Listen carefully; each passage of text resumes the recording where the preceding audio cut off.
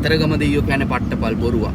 බෞද්ධ ඉතිහාසයේ එන සමහර කතන්දර ඔය සමහර හාස්කම් තිබ්බයි කියලා කියන එක ෆැන්ටසිය. ඒක කතරගමත් හැදෙන්නේ ඔයාලා මේ පළාතේ තමයිනේ. පොඩි කොටසයි තියෙන්නේ. හැමතැනම හැදෙන්නේ නැහැ මේක. ඒ කියන්නේ දැන් ඔයා හිතන්නකෝ මේ අවුරුද්දේ ඔයාලා කැඩුවා කියලා ලබන අවුරුද්ද වෙනකොට ආපහු ඒ වලවල් පිරෙනවද? ආයේ වලවල් පිරෙනවා.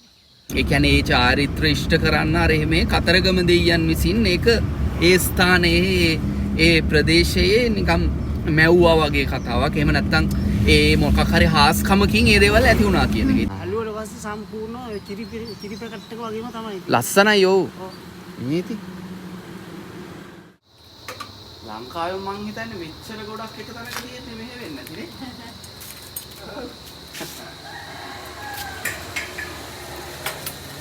නම් කලෙක්ෂන් එකක් ඒ. අපි වදයක් වුණානේ.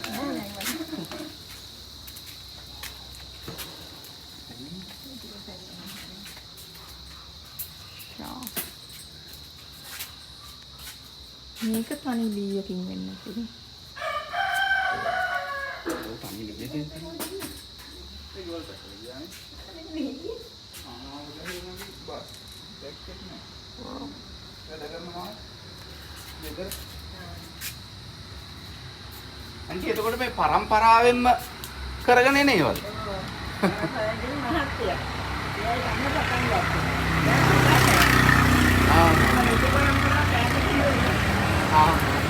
ඒ කියන්නේ ඔයාගේ මහත්යද පටන් ගත්තද?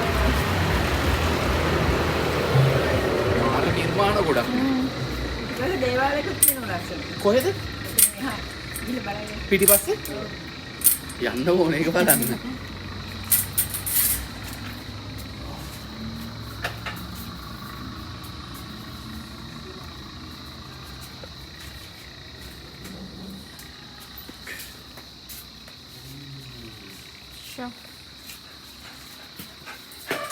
සාහන ප්‍රමාණයක් තියෙනවා එක එක විදිහට පිළිම තියෙනවා ඕනේ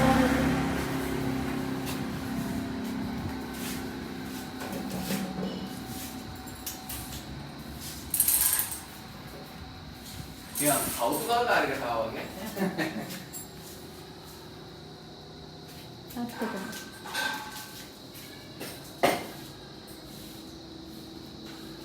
හරිම සියුම් ලස්සන නිර්මාණ තියෙනවා. මාරම ලස්සන නිර්මාණ තියෙනවා.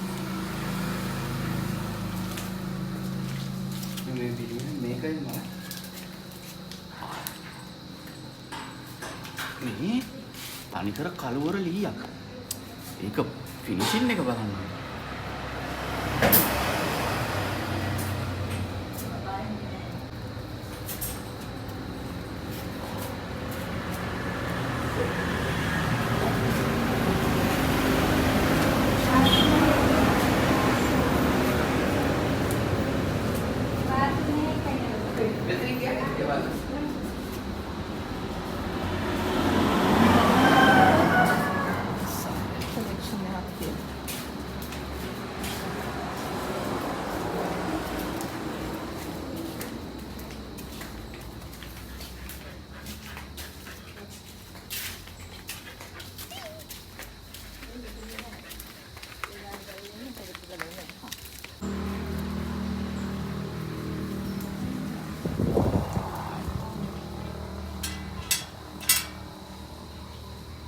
ඒ අපිට එකපාරට නිකන් අමුතුම තැනක් හම්බුනේ.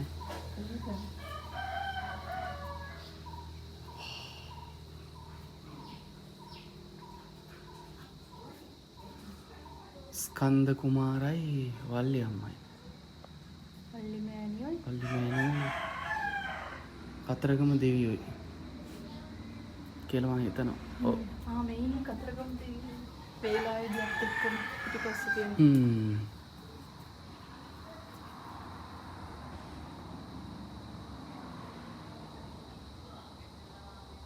ලස්සනයි. අහඹුලේ සාරිය අපිට මාර තැන් හම්බෙනවා. පත්තිනි මෑණියෝ. හම්බෙන් එන තැන් බලන්න. අහම්බෙන් හම්බෙන තැන් අම්මට. මේක තනි කරම මේ. මොනවද? කේතු ඒක සීන් එක.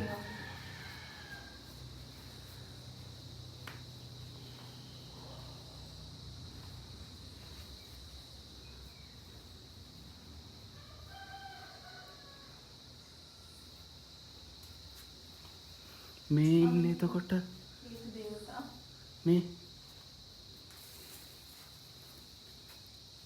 මේ තියෙන්නේ කොහොමද? මේ දෙවියෝ කවුද?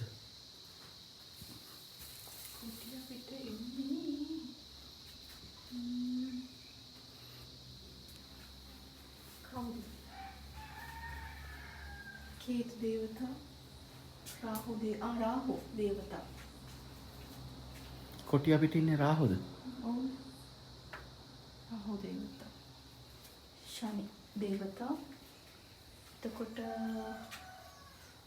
සිකුරු දේවතා ගුරු දේවතා බුදු දේවතා මෙයා කවුද මෙයා?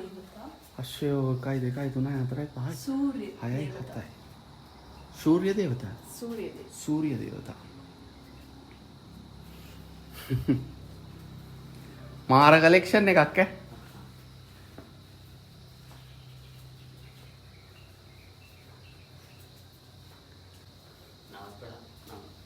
ඔයාද එතකොට ඔයාද මෙතන කරන්නේ? ඔව් තාත්තානේ. හරි. මේ මොකද්ද මල්ලි මේ? මොකද්ද? භද්‍රකාලී. හා.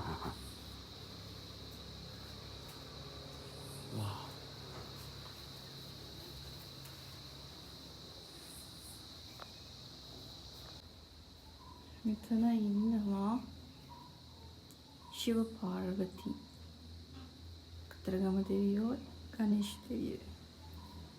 එතකොට මෙතන ස්කන්ධ කුමාර නැත්නම් කතරගම දෙවියෝ. අපි ගියේ නැහැ.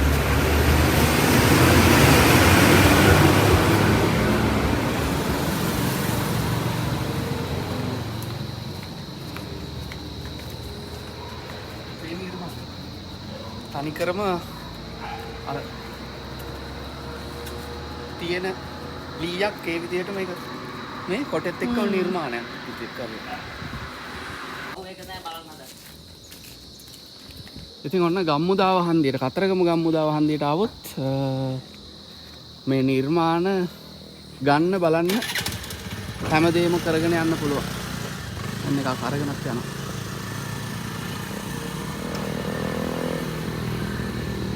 අපි යන්න ආවේ කොහෙද? යන්න ආපු තැනත් අමතකුණා මේක දැක්කට පස්සේ. අපි දැන් යන් මේ පැත්තට. අගෙන්ද අපි අහන්නේ තුන්වරු කතාව. මෙන්න ඉන්නවා ඇන්ටිලා දෙන්නේද අක්කලා දෙන්නේද?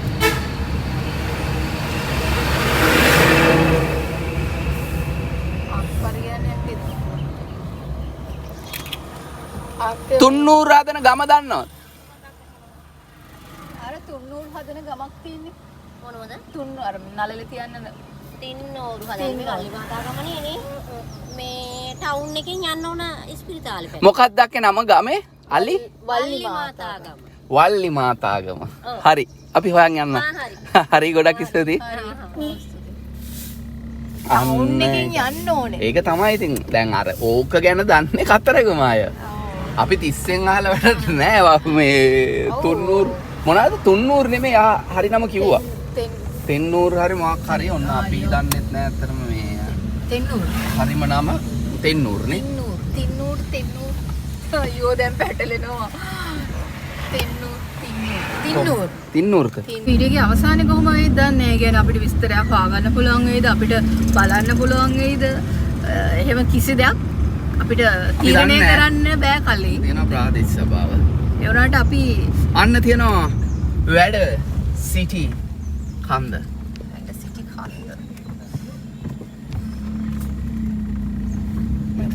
කන්ද. හරි. අපි ගිහිල්ලා බලමු. ඒ කියන්නේ එතන තිබුණත් නැතත් තින්නූර් කොහොමද තියෙන තැන හරි බලාගෙන ඉන්නේ යම්. ඔව් මොකද අපිට ඒක හොයන්න මාසාවක් ආවා තාම අපිට හොයාගන්න බැරුණා තින්නූර් කතන්දරේ මොකද ඔය තින්නූර් කතන්දරේ හරි ලස්සන කතාවක්. කියන්නේ ඒගොල්ලෝ ඔය දැන් තව කාරණාවක් දැනගන්න හම්බුණා මෙතන අහපු ඒක ඔයාලා දන්නේ ඔව් කතාව කියන්නකෝ. මෙන්න මේ යට වෙලා ඔව් වතුර මම දැක්කේ නෑ. මොකද මේ හරි එන අර ඇන්ටි කියපු කතාවත් හරි. කඩේ ඇන්ටි කෙනෙක්ගෙන් අපි අහුවා විස්තරයක්. එයා කිව්වා තින්නූර් ගන්න පෙරහැර කාලෙට විතරයි. ඒ කියන්නේ වලවල් වලින් හාරලා ගන්න. ඒ කියන්නේ මම අහලක් තියෙනවා ඒවා හැදෙන්නේ ඒ කාලෙට විතරයි කියලා. ඔයා දැන් මකුළුවෙක්ගේ කතාවක් කිව්වනේ. ඔව්. මට මතකෙක හුණුගල් වගේ සීන් එකක්. ඒ කියන්නේ ඒ වගේ එකක් කියලා මතක. මේ පාරද කියලා ෂුවර් නෑ. මේ ඉතින් ඇන්ටි කිව්වේ මේ කාලෙට ඒක යට වෙලා තියෙන්නේ කියලා වතුර වලින් සහ ඒවා ගොඩ වෙලාලු වලවල් තියෙන. ඊට පස්සේ ඒ ගොඩ වෙලා ඒ අවුරුද්ද තිස්සේ ඒවා හැදෙනවලු. හැදිලා ඊට පස්සේ ආපහු දැන් ඇසල වෙනකොට ආපහු හාරලා ආපහු ගන්නවලු. අර එහෙම කතාවක් තමයි දන්නේ. මෙයා දන්නවද බලන්න. හේයි මේ ඔයා දන්නවද තින්නූර් හදන තැන මේ? අක්කා තින්නූර් හදන තැන දන්නවද? ඔව්.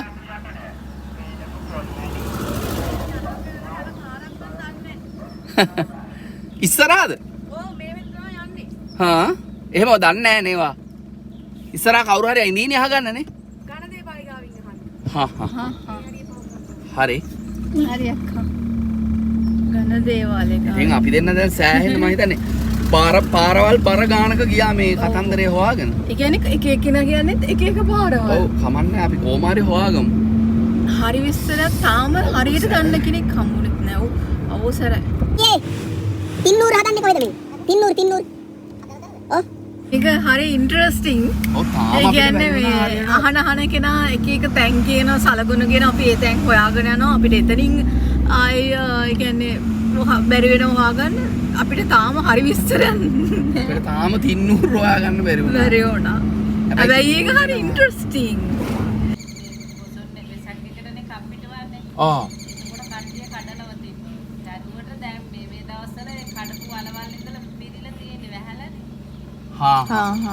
ඉන් තේරුමක් නැති තත්ත්වයක් තියෙන්නේ. මොකද ඔය කියන විදිහට ඒවා වැහිලා ඇත්තේ. මටත් හිතෙනවා අර ගෙවල් යට වෙලා තිබ්බනේ අර පැත්තේ. කොහොමද දැස්සට ඒ කියන්නේ මං හිතුවේ ගුහාවක් ඇතුලේ එහෙම එකක් කියලා. මේ තියෙන්නේ මේ අර පැතිවල වෙන්නේ නැති ඔය කියන සීන් එක වෙන්නේ. අර වාඩි වගේ ගහලා තියෙන්නේ ඈත. මේ වගේ වාඩි තමයි අර දිග්ගටම තියෙන්නේ. අපි කෙසේ වෙතත් ලස්සනම පැත්තකට ඇවිල්ලා තියෙන්නේ.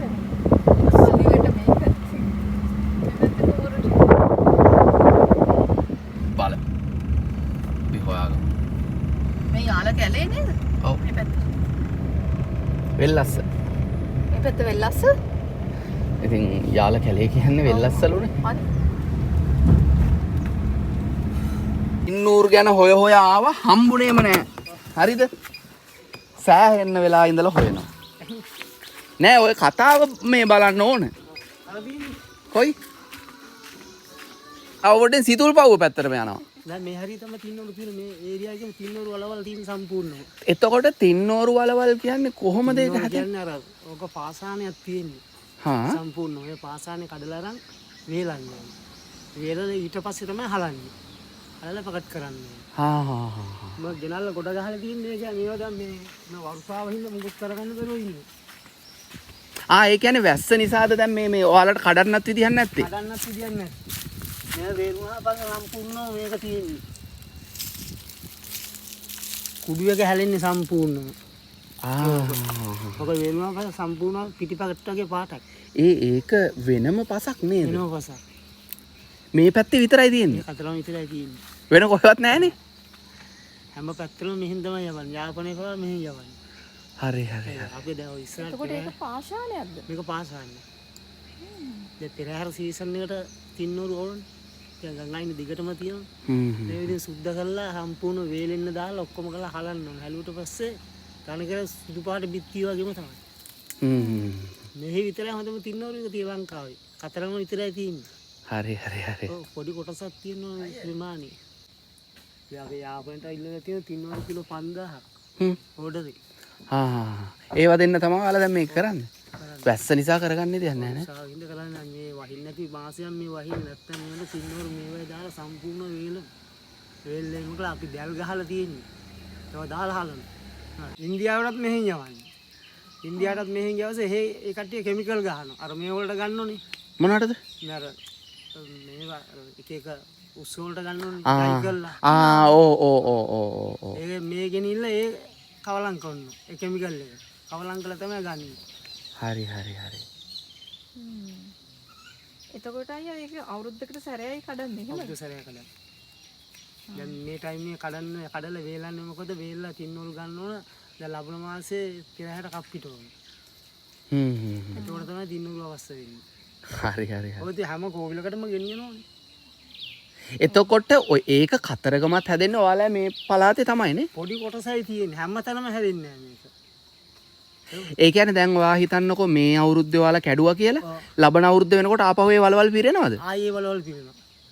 සිරාඩ ඒක මාර කතන්දරයක්. වාසන වලවල් ආයි පිරෙනවා. නෑ ඕක මං අහලා ඔය වහිනකොට හේදිලා ආයි අරක වැටෙනවා. අර ඇතුළටම. වැටිලා ආයි මට්ටමකට එනවා.